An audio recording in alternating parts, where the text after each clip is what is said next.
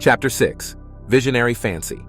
The nature of visionary fancy or imagination is very little known, and the external nature and permanence of its ever-existent images is considered as less permanent than the things of vegetative and generative nature. Yet the oak dies as well as the lettuce, but its eternal image and individuality never dies, but renews by its seed. Just so the imaginative image returns by the seed of contemplative thought. Blake. The images of our imagination are the realities of which any physical manifestation is only the shadow. If we are faithful to vision, the image will create for itself the only physical manifestation of itself it has a right to make. We speak of the reality of a thing when we mean its material substance. That is exactly what an imaginist means by its unreality or shadow. Imagining is spiritual sensation. Enter into the feeling of your wish fulfilled through spiritual sensation, through your use of imaginal sight, sound, scent, taste, and touch. You will give to your image the sensory vividness necessary to produce that image in your outer or shadow world. Here is the story of one who was faithful to his vision. FB, being a true imaginist, remembered what he had heard in his imagination. Thus, he writes, "A friend who knows my passionate fondness for opera tried to get Kirsten Flagstad's complete recording of Tristan and Isolde for me at Christmas. In over a dozen record stores, he was told the same thing. RCA Victor is not reissuing this recording, and there have been no copies available since June. On December 27th, I determined to prove your principle again by getting the album I desired so intensely. Lying down in my living room, I mentally walked into a record shop I patronize and asked the one salesman whose face and voice I could recall, 'Do you have Flagstad's complete Isolde?' He replied, 'Yes, I have.' That ended the scene, and I repeated it until it was real to me. Late that afternoon, I went to that record shop to physically enact the scene. Not one detail supplied by the senses had encouraged me to believe I could walk out of that shop with those records. I had been told last September by the same salesman in the same shop the same story my friend had received there before Christmas. Approaching the salesman I had seen in imagination that morning, I said, 'Do you have Flagstad's complete Isolde?' He replied, 'No, we haven't.' Without saying anything audible to him, I said inwardly, 'That's not what I heard you say.' As I turned to leave the shop, I noticed on a top shelf what I thought to be an advertisement of this set of records, and remarked to the salesman, 'If you don't have the merchandise, you shouldn't advertise it.'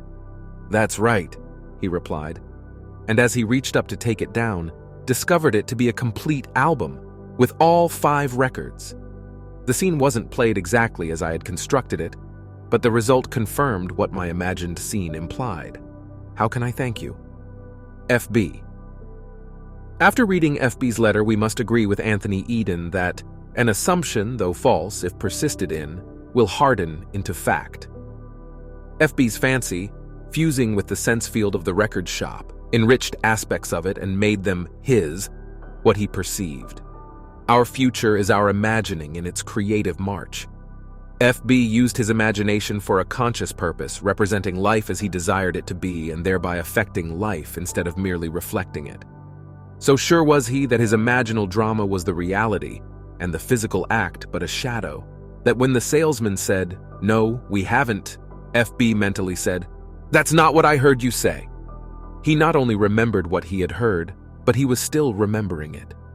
Imagining the wish fulfilled is the seeking that finds, the asking that receives, the knocking to which is opened. He saw and heard what he desired to see and hear, and would not take "no, we haven't" for an answer. The imaginist dreams while awake. He is not the servant of his vision, but the master of the direction of his attention. Imaginative constancy controls perception of events in space-time. Unfortunately, most men are ever-changing like a joyless eye that finds no object worth its constancy. Percy Bysshe Shelley, To the Moon. Mrs. Gr, too, had imaginatively heard what she wanted to physically hear and knew the outer world must confirm it. This is her story. Some time ago, we advertised our home for sale, which was necessary for us to buy a larger property on which we had placed a deposit. Several people would have bought our home immediately, but we were obliged to explain that we could not close any deal until we learned whether or not our offer for the property we wanted had been accepted. At this time, a broker called and literally begged us to allow him to show our home to a client of his who was eager for this location and would be glad to pay even more than we were asking. We explained our situation to the broker and to his client. They both stated they did not mind waiting for our deal to be consummated. The broker asked us to sign a paper which he said was not binding in any way, but would give him first chance at the sale if our other deal went through. We signed the paper, and later learned that in California real estate law, nothing could have been more binding.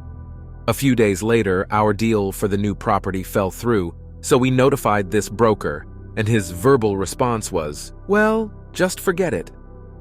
2 weeks later, he filed suit against us for $1,500 commission. Trial date was set, and we asked for a jury trial. Our attorney assured us he would do all he could, but that the law on this particular point was so stringent that he could not see any possibility of our winning the case. When time for the trial arrived, my husband was in the hospital and could not appear with me in our defense. I had no witnesses, but the broker brought 3 attorneys and a number of witnesses into court against us. Our attorney now told me we had not the slightest chance to win. I turned to my imagination, and this is what I did.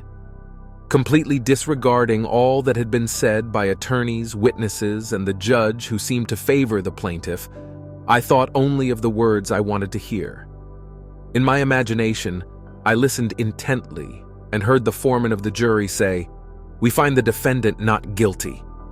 I listened until I knew it was true. I closed my mind's ear to everything said in that courtroom and heard only those words, "We find the defendant not guilty." The jury deliberated from noon recess until 4:30 that afternoon, and all during those hours I sat in the courtroom and heard those words over and over in my imagination.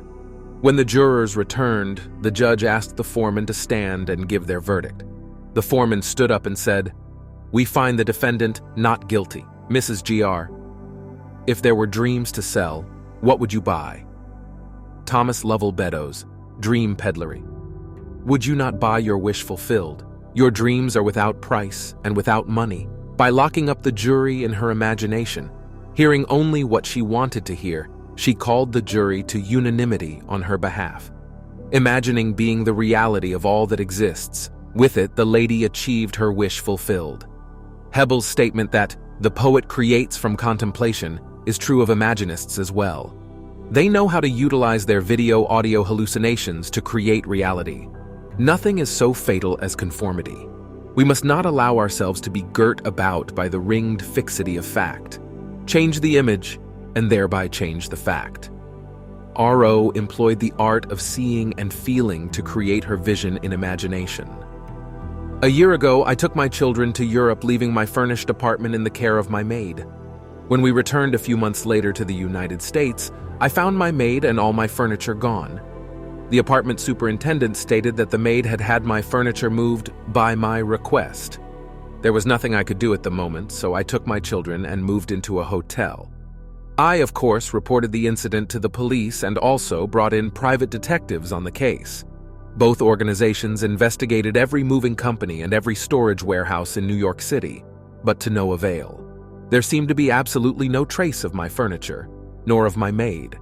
Having exhausted all outside sources, I remembered your teaching and decided I would try using my imagination in this matter.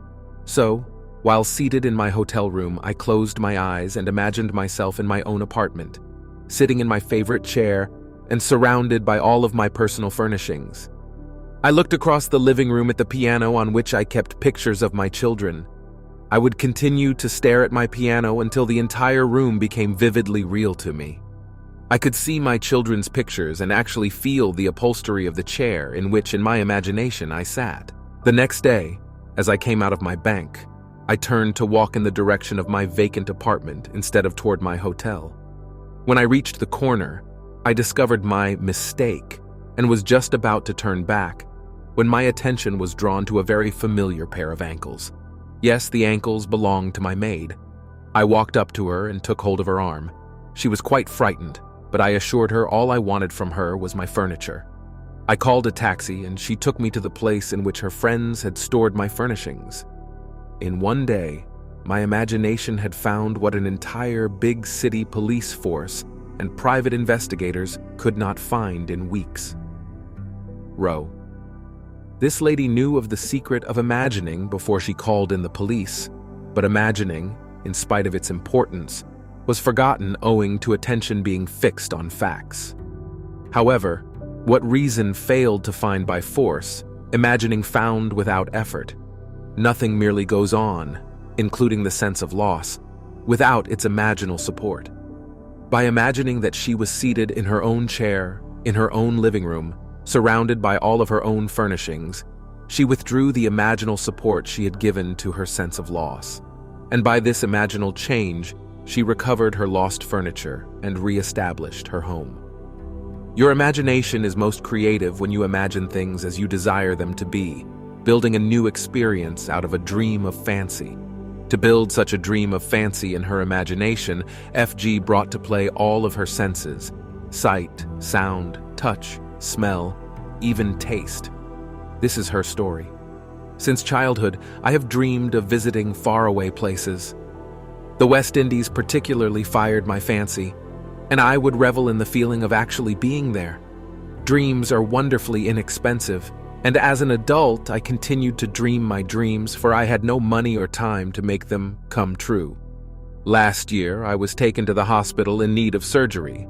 I had heard your teaching, and while recuperating, had decided to intensify my favorite daydream while I had time on my hands.